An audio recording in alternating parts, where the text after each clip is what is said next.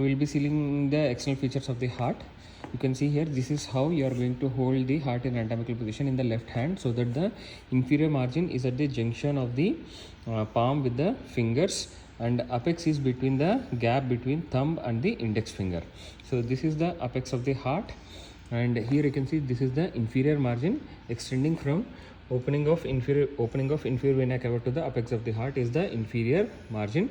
And if you see, from the left auricle to the apex will be the left margin. From superior vena cava to the inferior vena cava is the right margin. So if you see here, this is the superior vena cava, and if we trace along this, there will be sulcus terminalis. So here is the opening of the inferior vena cava.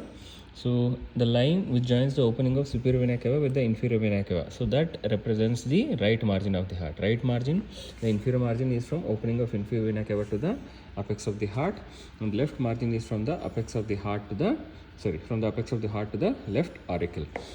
And you can see here, this entire surface is the sternocostal surface. This entire surface is the sternocostal surface, and this part behind the left margin is the left surface.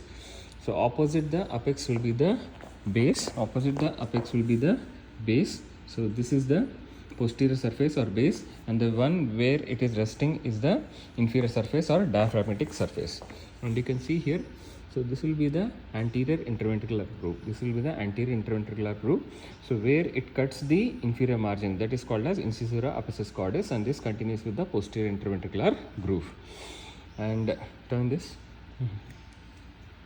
You can see here, so this is the diaphragmatic surface, where you can see this is the posterior interventricular groove, and this will be the atrioventricular groove, the meeting of the posterior interventricular groove with the atrioventricular groove. So here this is called crux of the heart. So this will be the location of the coronary sinus.